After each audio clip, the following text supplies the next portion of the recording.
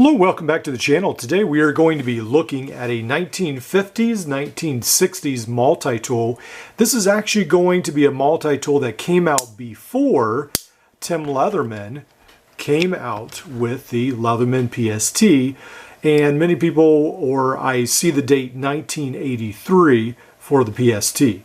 So before the Leatherman PST came out, there was many different versions of multi-tools, and several of them were similar to this. They were made in France and Germany and other places, and some of them were actually made for the mail order catalogs, even for the US. So this particular one is made by Seaboard Steel from France, and it is going to have several interesting features. Now, what I wanted to mention about this is that this is a very compact tool. So, as you all know, the Leatherman PST is very small in the pocket.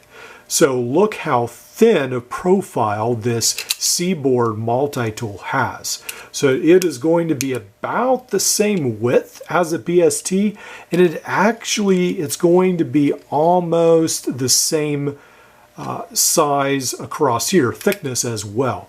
So it is just going to be slightly longer, well, more than slightly longer, but anyway, so it is still a fairly lightweight multi-tool, even though it is heavier than the original PST. So one of the good things we notice about this tool is actually in its tool set. So it has the Marlin spike here, or the awl, and these are going to have a pretty heavy-duty back spring. It's going to take a lot of force to move these tools, and I feel like you could do some pretty heavy-duty work with this right here. There's going to be two other tools that we find. We find a one-sided file, which is unique, and then there's like a screwdriver and then a bottle cap opener as well. So there is sort of a 3-in-1 use for this tool. And it looks like it actually is even ground on this side, but not on this side. And then in the middle, we do have the knife. Now this, it looks like, has seen a lot of resharpenings, so that is how it is, but it will have, let's see, this, it says Seaboard Steel. It's just sort of hard to catch that on camera, but anyway, and then it has made in France at the bottom. So these multi-tools are going for a pretty penny right now. Sometimes they will actually go for over $150 to $200, depending on where they're made. I picked this one up for a lot cheaper.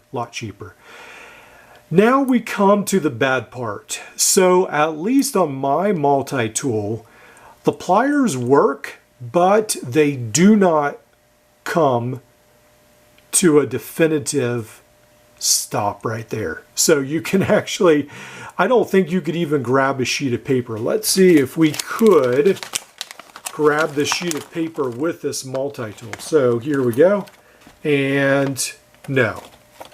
So it actually slips right out of the handle. So, and I do have this flipped down as well. So if any of you have this multi-tool and you have tips or tricks for how to use it, perhaps I'm using it wrong, or how to adjust the handle so it closes better, I would love to know that, because I actually like this multi-tool. The problem is the wire cutters won't work and the pliers won't work because it doesn't come to it doesn't meet. So unfortunately, those two options are not options because of that. So you can see the light right there through the tool. So unfortunately, that is how it is. So overall, it's a pretty neat tool, and if that would work, I would definitely put a pocket clip on this, and I would actually carry it just because it's something very uniquely different.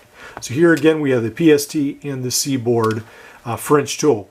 Just for your information, from what I've heard, it sounds like the German version of this is actually a lot better. So if you're going to be looking for an older multi-tool like this, I would definitely recommend that.